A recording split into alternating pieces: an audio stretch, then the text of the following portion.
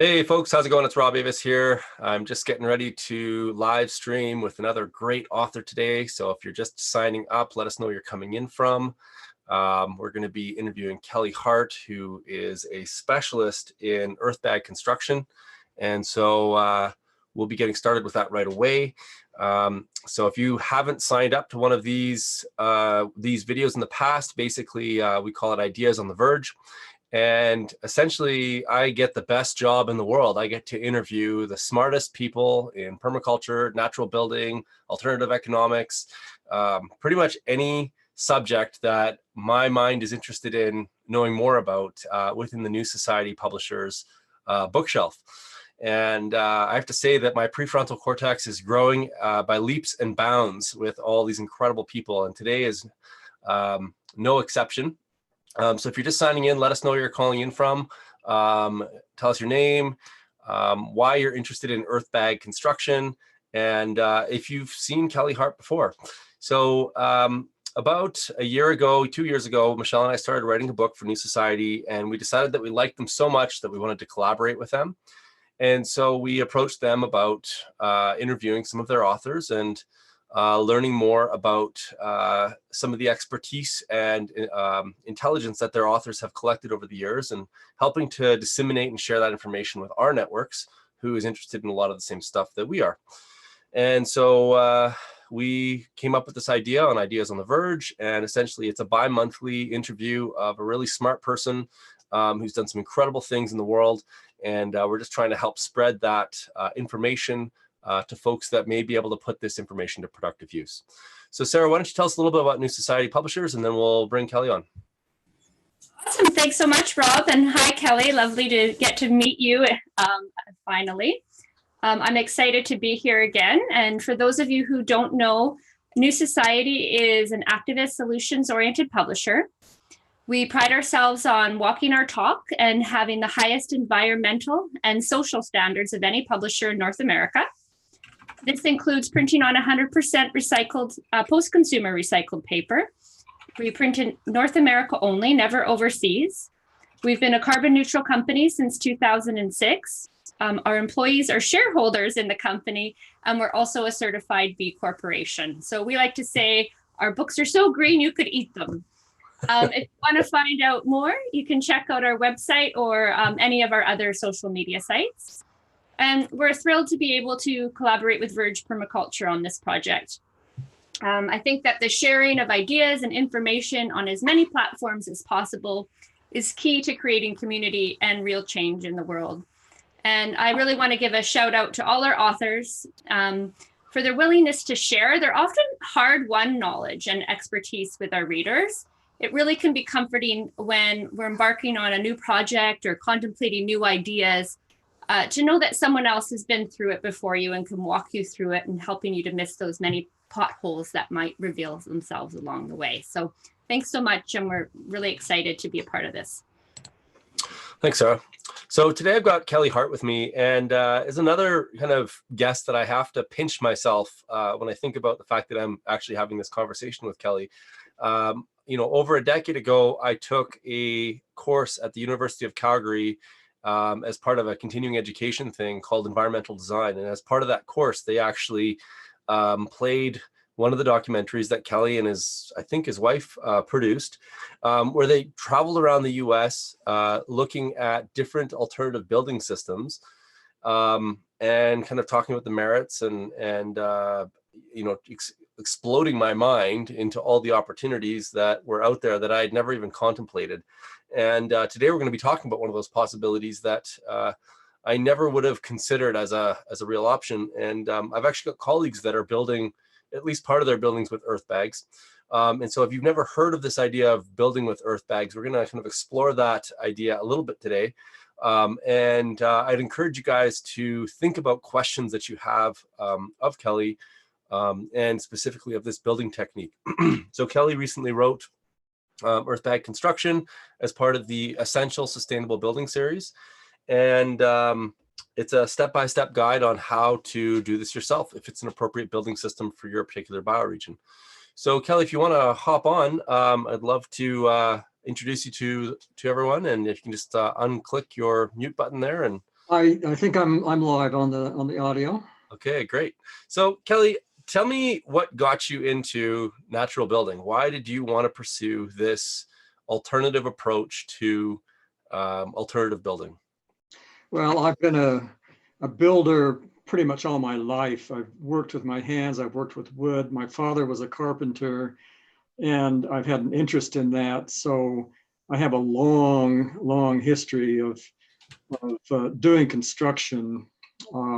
For many years, I worked as a freelance carpenter and remodeler. And so I've had all kinds of opportunities to witness some of the pitfalls and some of the problems that can happen with conventional construction. And as I migrated more towards media production, for many years I was making films. As you mentioned, I made the sample of alternative homes. I realized that there was a whole realm of building that was green or sustainable that really needed more exposure. And so I focused on that aspect of sustainable architecture and made several films and worked as a writer, doing an article for a local paper. And then eventually, almost 2 decades ago, I launched greenhomebuilding.com. And I continue to maintain that website, and it covers virtually all aspects of sustainable architecture. And just one of the possible green modalities for building is earth bag building. And I developed a particular interest in that form of building during the time that I made that sampler of alternative homes that you mentioned you watched.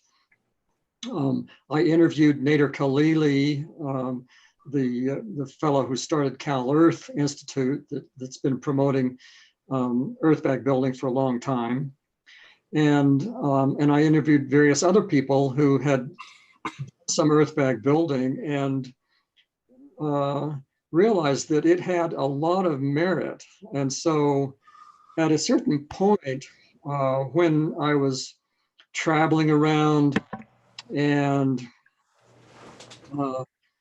thinking about settling down more permanently, because my wife and I at the time were traveling around in a big bus conversion motorhome that I'd put together.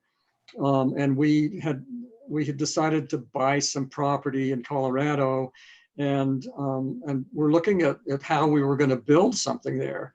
And what I focused on at that point was this earth bag concept and what could be done with that. Fortunately, the place where we bought the land was a county in Colorado that does not have building codes. So it made it really easy to enter that alternative world and do some experimentation. So my first earth bag project actually was what turned out to be quite an extensive house built with earth bags in that little community in Colorado. Awesome. So just so folks are up to speed with this, I want to just get your take on what green architecture and sustainable building actually means to you.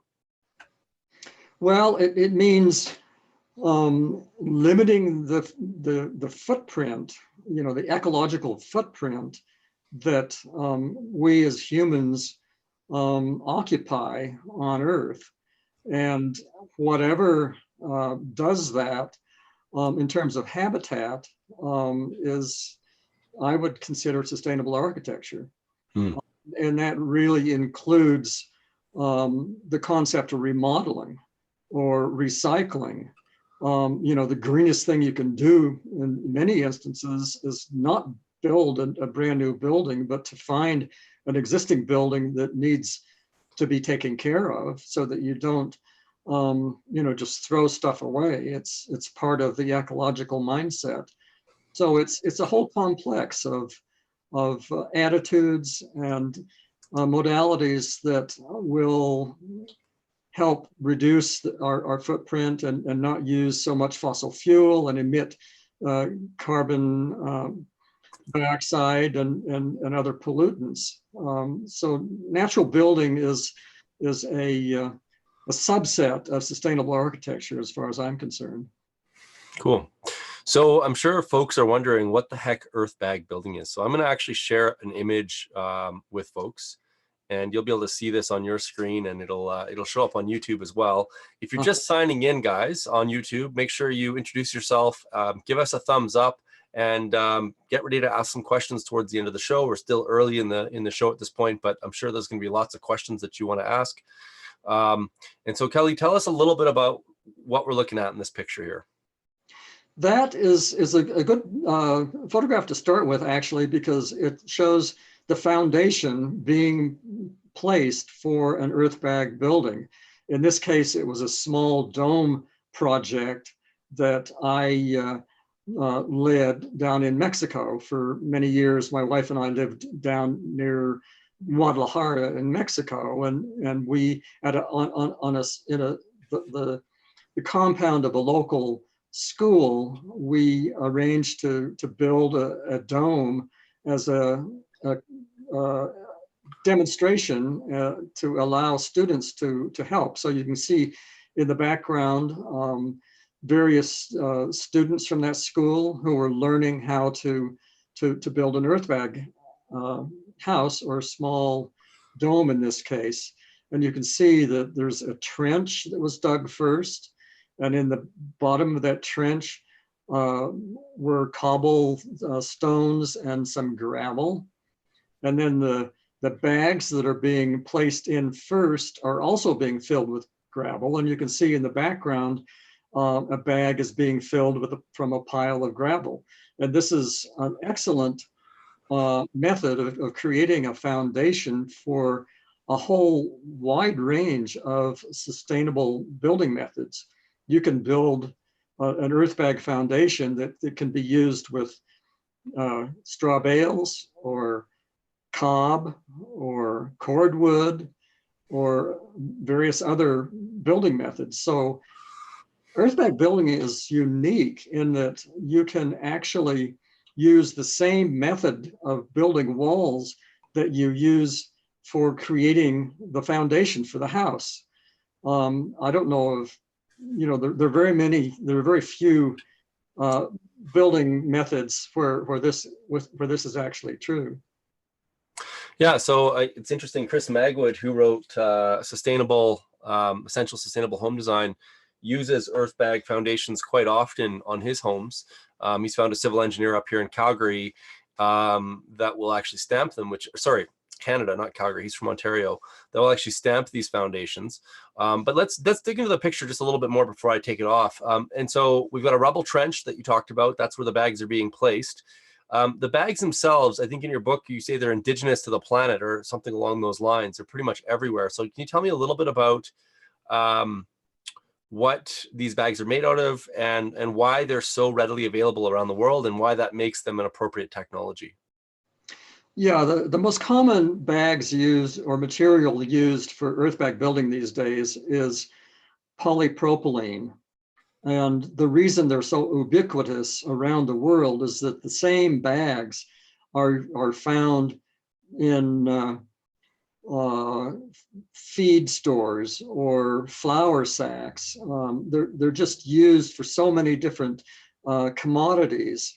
And they actually can often be found as used, and so there are just a lot of them there. The earliest earth bag building, such as the use of sandbags, say for military barricades or for flood control.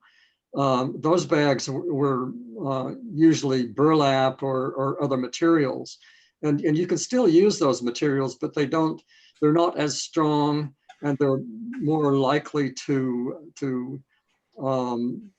degrade over time, with moisture and whatnot. Whereas the polypropylene material is very stable. The only thing that really degrades the polypropylene is ultraviolet and sunlight, and so it's a real necessity to cover the bags even when you're building, and if your wall is going to be left in the sunlight for a while, it's best to tarp it. Keep as much exposure from the ultraviolet as possible away from the bag material.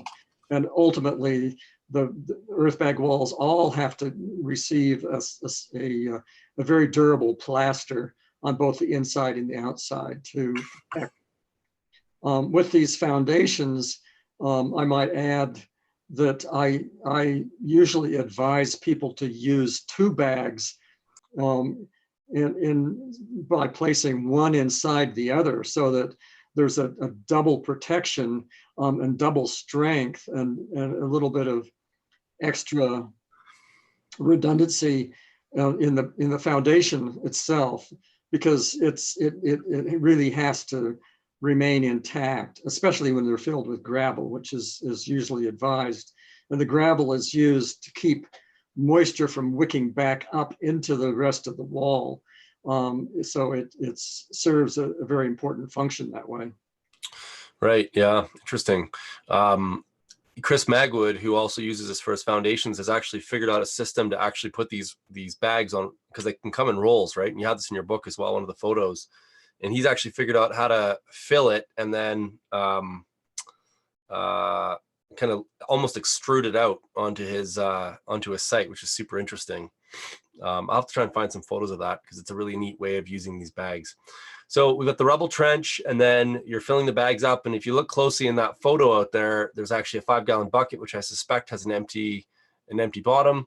And then you're laying it in the trench, and then you're using a hand tamper to make sure that everything's dead level. Is that right? That's absolutely correct. And yeah, you can fill the bags with a variety of filling devices, and a very simple one is just a 5-gallon bucket with a hole cut in the bottom. You can make a little stand to support the bag open and fill it that way. The long tubes, sometimes you need a little bit of a longer chute to be able to scrunch enough material up, right, onto it, so that you can feed from one end all the way to the other end. Sure. Yeah. So how do you make sure you get like enough material but not too much material? Well, you in the case of the tubing, which comes in rolls that are like a mile long, they're enormous. Wow. It's a matter of measuring how much you need for any particular length of wall. With the bags, the bags have discrete lengths; they're all uniform. So you just fill them up, and there's various ways of sealing them. And I don't want to get too technical about all of that, because it might be too much, but a simple way to seal the bags is just simply to leave enough of the top of it open that you can then fold over a flap and then press the bag down against the previously laid bag and tamp it, and that's often sufficient to adequately secure. Right.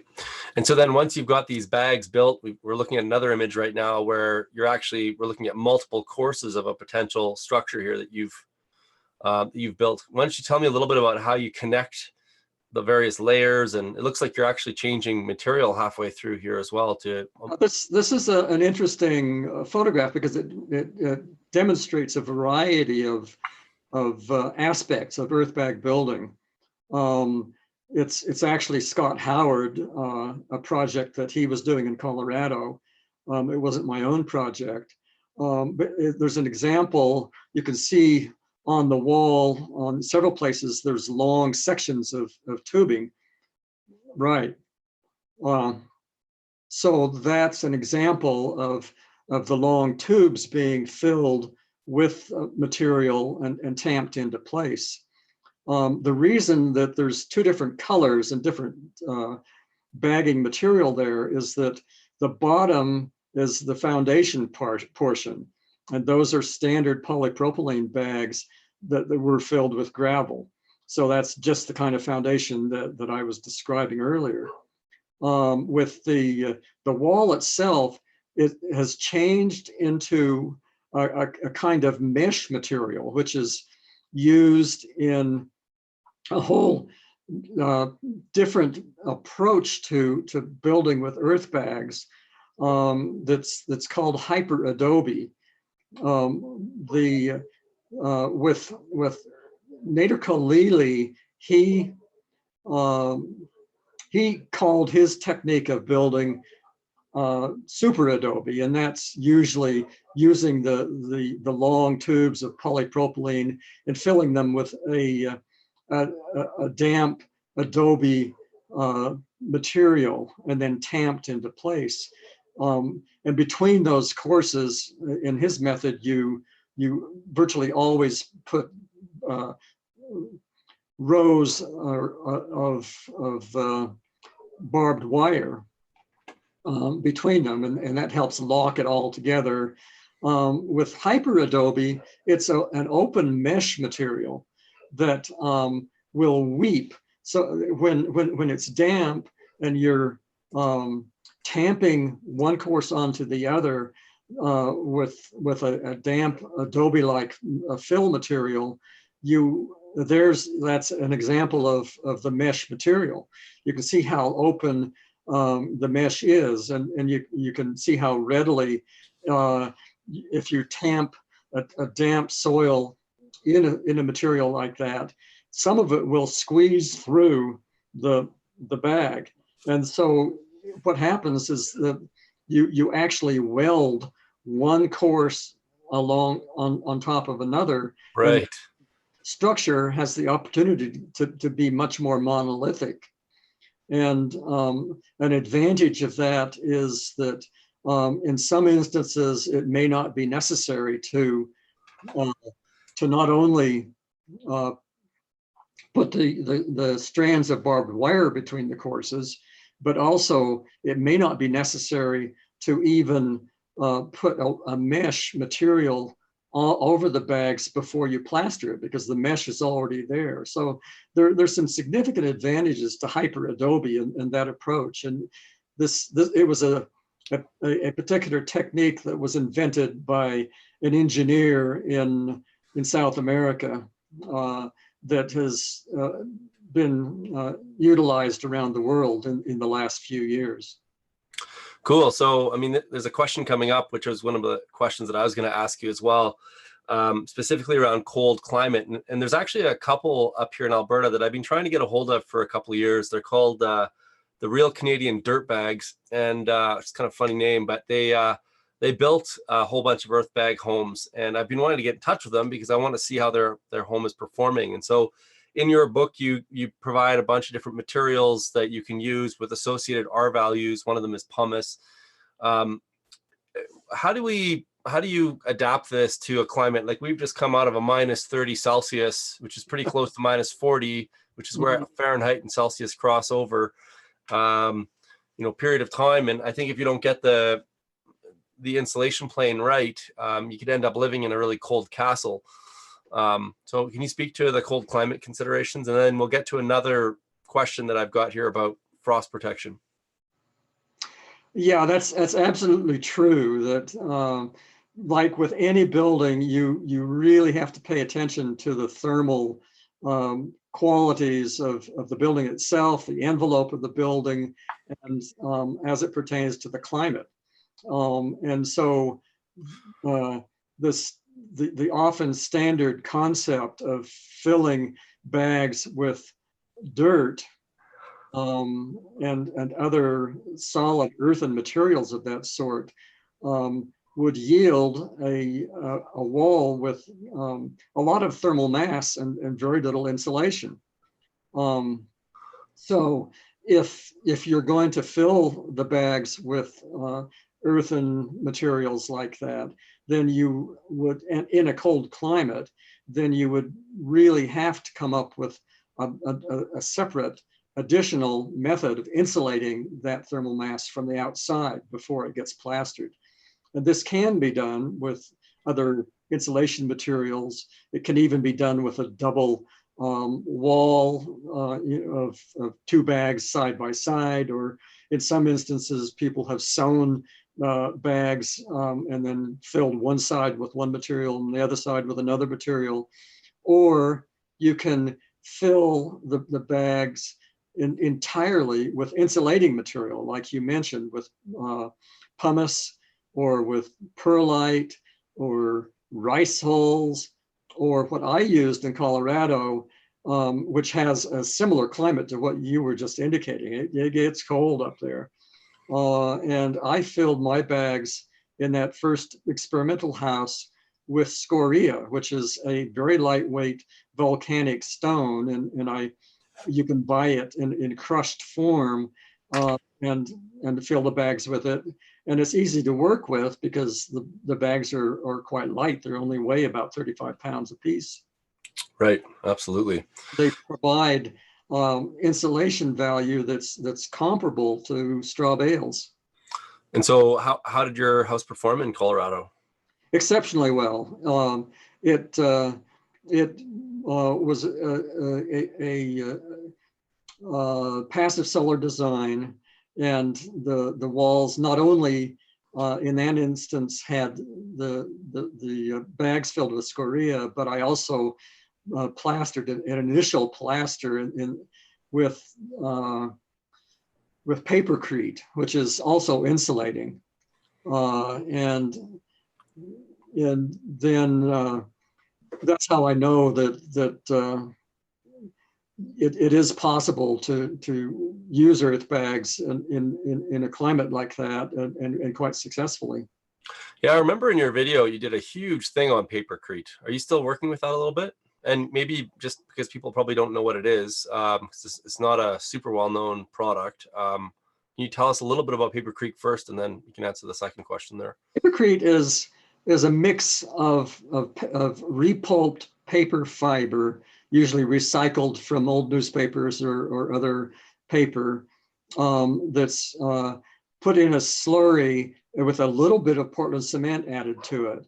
And then it can be placed in forms. It can be used like plaster. It can be made into blocks. There's various applications for it. It like any building material, it really requires careful application and use to be appropriate. Like you would never use it as a foundation because it wicks water. You wouldn't use it in a wet climate as an exterior plaster because it wicks water and can mold if it stays wet too long. But if it's used in the right way, it can be quite a useful material. So could you do a double wall and then do a monolithic papercrete wall in the middle? Would that sufficiently dry out on its own? That could be done, yeah. Okay, cool. It takes quite a while for papercrete to dry out. In a situation where you had a double wall, you would probably, make blocks or something of the papercrete, dry them first before you inserted them in the wall. Sure. So do you know of anybody using papercrete still? I'm sure there is. I don't think it's as popular as it was for a while, like a decade ago.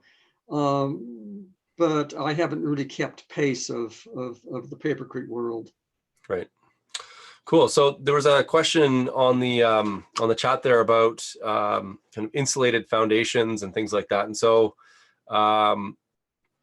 I have an answer, but I want your answer, I guess, first, and then I can kind of come in on the backside there a little bit. But when you're doing the rubble trench and the earth bag kind of footing, what have you traditionally used to frost protect that footing? Well, you can actually, if you need to frost protect it, probably the simplest way would be to use a foam panel product on the outside that gets placed up against the earth bags, and then is incorporated into the plaster coating that goes down and is detailed, appropriately at the base. And you can actually do a standard frost protected foundation that has a horizontal aspect that extends outward from the exterior of the building. That's a possibility also. Cool. Yeah, that's kind of what I was thinking, is a horizontally insulated foundation. So typically up here, we would go to R15, R20. We go 4 to 5 feet horizontally out from the base of the footing. And then we'd want to integrate with some sort of a insulation facade or on the outside of the wall there, so that you have a continuous layer of insulation around the whole system. So I'm sure people are just dying to see what these earth bag buildings look like. So I'm going to bring a few more of your photos up, if that's all right, and we can speak to them and see where that goes. All right, so here's an interesting structure, kind of in 2 different stages. Why don't you tell us a little bit what's going on in this photo? That picture was taken during the construction of that first earth bag house that I built in Colorado. It was a complex of domes, some smaller and some larger. The dome that's in the foreground, you can see actually has the papercrete plaster over the earth bag structure. That was intended to be, and actually ended up being, our bedroom in the house. And it was finished during one season, and then we sealed it up and left for the winter, and then came back the next spring and summer and continued building the house. And you can see the large area that it was kind of an elliptical dome that that comprised the kitchen, the living room, and a loft office. That was the bags are filled with scoria, and you can actually see the scoria as a pad upon which the earth bags were placed in this case. That red material that extends outward from and also covers the whole inside of the buildings was about a 6 to 8 inch layer of that same scoria, and it was put there as an insulation so that before the floor was placed, that it would be an insulated floor, which with a passive solar design in a climate like that, it's a necessity to insulate the floor. Right. Yeah, absolutely. So let's go through some of these photos here. So this is a beautiful interior shot of is this the same dome? You get the wagon wheel there. This is the same building. This is nice. the living area. And you can see the plaster on the inside was initially the papercrete, but then over that I did a relatively thin lime plaster, which is why it's nice and white. It brightened up the space and gave a nice finish to the interior. And you can see the small flight of steps goes up to a landing, and the door was the main entrance into the building. And then there's another flight of stairs going up to the left that went up to my loft office. So that's a shot, and you can see in the one window there is actually framed and supported initially with an old wagon wheel, right? Which is a way of creating, with earth bags and domes. You have a lot of interesting prospects for making interesting windows, and so that's a recycled tire. Cool. So what's the R value on papercrete, and how thick did you put it on these walls on the inside? Well, the standard papercrete or the standard earth bag wall is about 14 to 15 inches. And then I probably added, about 2 inches of papercrete on both sides. So that would take it up to, almost 18, 19 inches. And all of that's insulating material. I don't really know the technical R value of that, but it's going to be close to straw bale. It's probably about R50.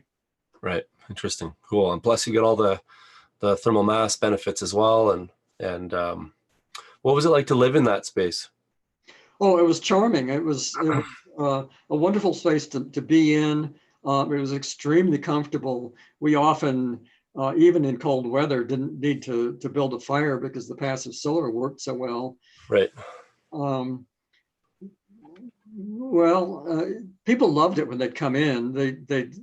You'd hear people go, this feels so embracing, Right. partly because of the shape. It was circular. You felt like you were really, really being embraced by the building itself. Right. Yeah. So let's talk a little bit about this one. I'll just zoom into this one a little bit here so people can see it a bit better. That is really a dome that was built in Thailand as a meditation dome. It's a standard earth bag dome, and I believe they probably used a cement, a little bit of cement with the earthen fill. In that case, in that climate, that was quite adequate. Right. So when you've got lots of rain, you've got to stabilize the earth a little bit. Is that correct? That's correct, and especially with domes, and in fact, in a really rainy climate, I often advise people not to build domes with earth bags. They're better done in arid climate, but if you're gonna do it anyway, you really have to stabilize it, and cement is a good way, or a little bit of lime mixed in before it gets tamped. So what percentage, like 5%? Yeah, roughly. Yeah. Okay, cool. All right. See, I think we've got a couple more images here, and then there's a few questions. Just before you talk about this one, folks, if you've got any questions for Kelly Hart, put them up into the chat window right now. We're going to be giving a copy of his book away here shortly. And I happen to know that when you, your chances of success increase the more you comment. So get your comments going up there, get your questions going, and we'll open it up to questions here soon. So tell us a little bit about this structure right here.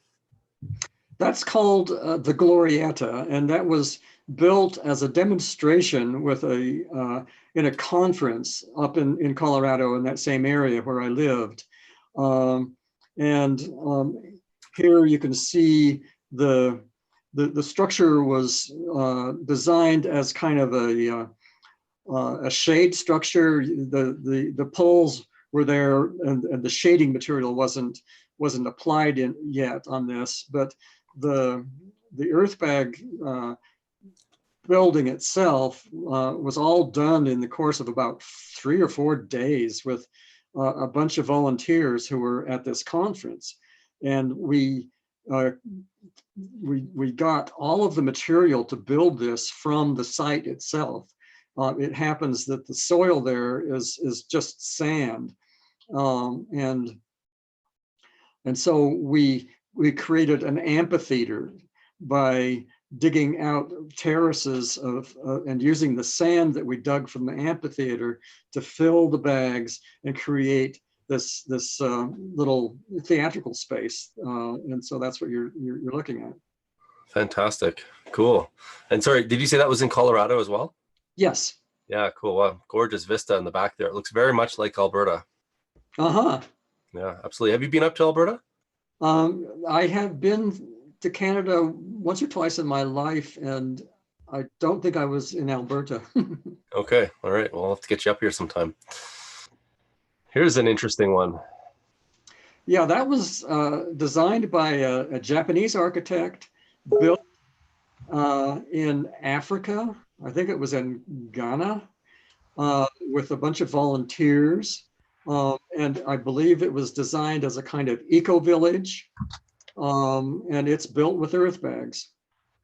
Wow, cool. It's got a thatched roof on the top and super interesting. I'd love to see some photos inside of that structure. Super cool. All right, and I'm not sure, this might be the last photo, I think.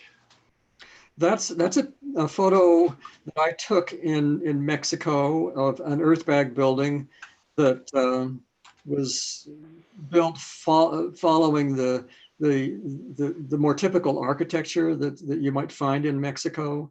I wasn't involved in the project itself. There were some other people who were building earth bag buildings there, and it was quite a successful earth bag building project, and it was done with the long tubes and filled with the local soil, as I recall, and probably was also stabilized with some Portland cement. Just an interesting observation of this image here. Because they've used a rectilinear kind of form, they end up having to put a lot more effort into buttressing things, hey? Yeah. With earth bag building, you have to pay attention to buttressing, and in some instances, it's aesthetic design choice. Those corner buttresses, in reality, probably were not necessary. Right. The two buttresses around that doorway probably were necessary. Right. Interesting. Yeah. So I guess when you go around, the strength of the circle allows you to avoid the use of buttresses then. That's one of the real advantages of kind of a circular or curved design, is that it often requires much less buttressing. Right. Absolutely. Oh, there is one more there. What a gorgeous little cottage that one is. That was built by Owen Geiger in Thailand. That's a small roundhouse built with earth bags. And you can see he chose to put one buttress on that. And that buttress was probably as much an aesthetic choice as a necessity. Yeah, so Larry Murray is asking, what's a buttress? A buttress is this wing wall that comes out. And if you look on this last picture here, it's these tangential walls that basically provide support. So one of the more famous buttresses in the world is probably the Notre Dame Cathedral in Paris. That whole structure is highly dependent on buttresses, kind of wing walls coming out and supporting the rock walls on all sides of the cathedral. So that's what a buttress is, Larry. Cool. So one thing in your book that stood out for me, and I just wondered if you've ever seen this before, is have you ever built a rain tank? You talk about the possibility of this, but have you ever built a rain tank with these bags? I haven't done it, but Owen has, and it's been done like I believe in the Philippines. There have been quite a few of them. It's a well-established way to build a cistern, and it can be done either below grade or above grade.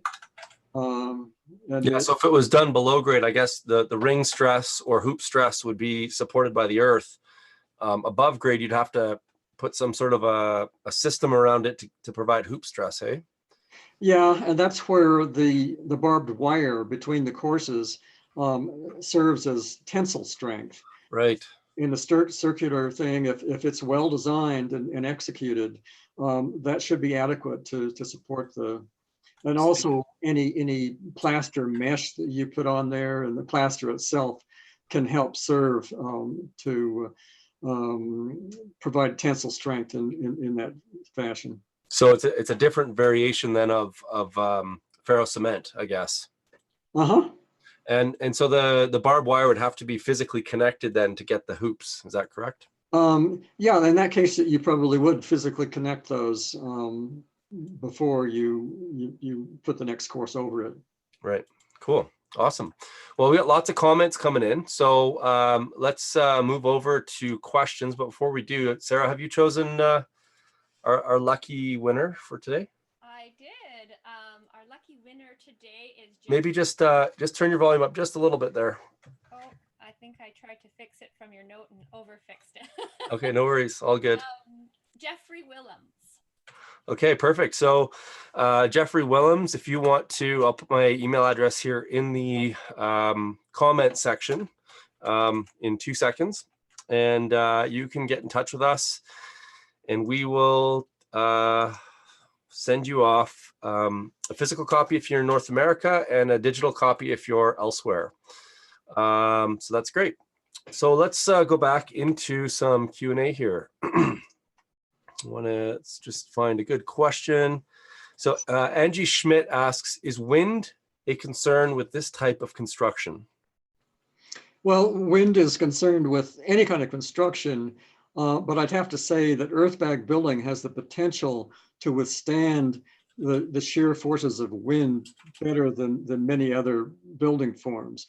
And that's true because of the sheer mass of the wall, the weight of the wall, and the fact that because of the use of the barbed wire and the buttressing, you end up with something that can withstand just a tremendous amount of horizontal force.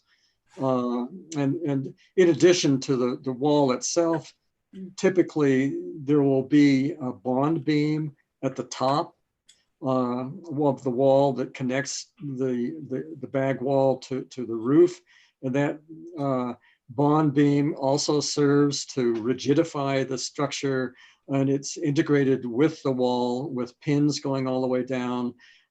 So there's a tremendous amount of resilience that's built into the standard earthbag construction. Can you talk a little bit about earthquake protection, Kelly? Sure. Some of the same things I just mentioned will also serve in dampening the effect of earthquakes with earthbags. There was a wonderful test of the resilience of earthbags in Nepal about 3 or 4 years ago when they had a massive earthquake there. I'm sure most of you know about it. Well, at the time that happened, there were already about 50 earthbag buildings that had been constructed around the country. Some of them were built with Nader Khalili and his team.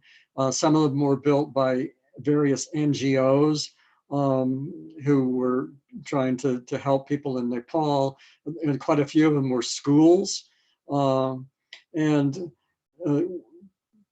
It turns out that none of those buildings collapsed during that earthquake.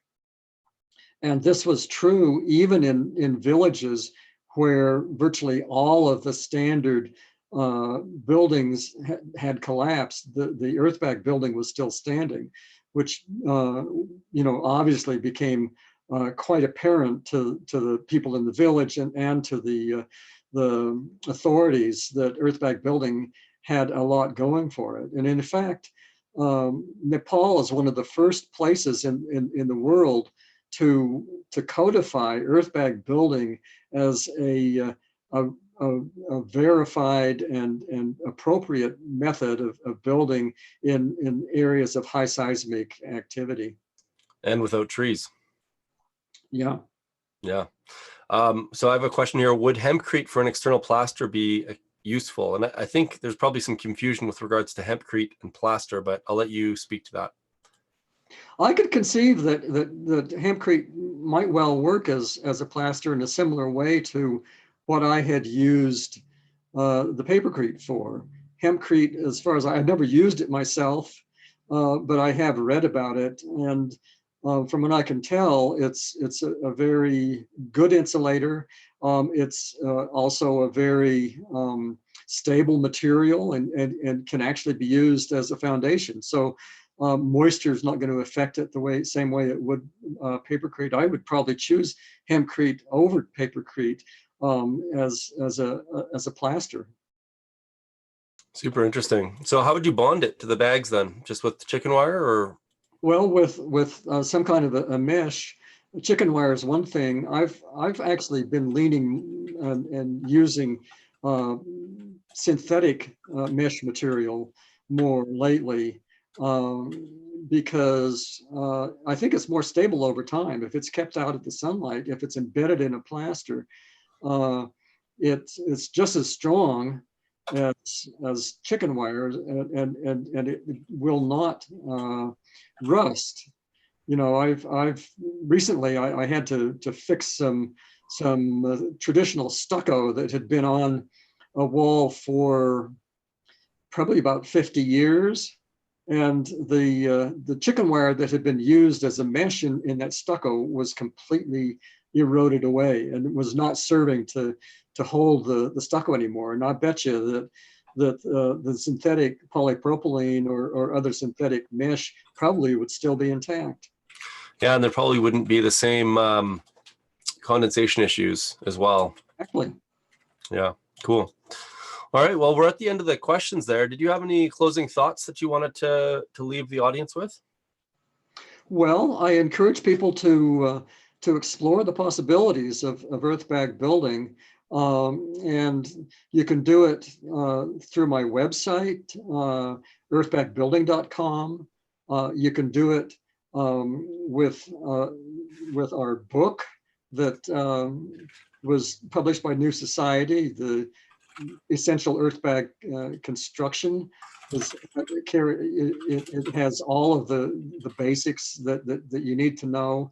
And it's highly insulated or highly illustrated. So become informed, and there's various videos.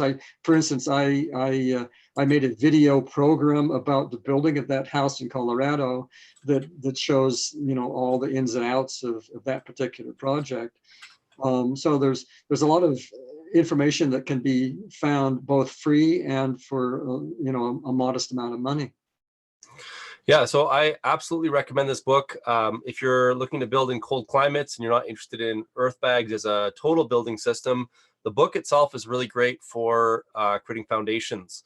And that's probably the place that I'm gonna most likely use this technology is in removing the concrete from the building, because that's one of the largest embodied carbon and energy components in an actual building itself. And it's absolutely an appropriate technology. So definitely gets my thumbs up. There's a look at it. You can find a link to the book in the show notes below. Just a little note for folks, if you're not currently on our newsletter, you can find a link on how to get to that, vergepermaculture.ca/books. And we put out a 25% discount coupon every time we interview one of these incredible authors.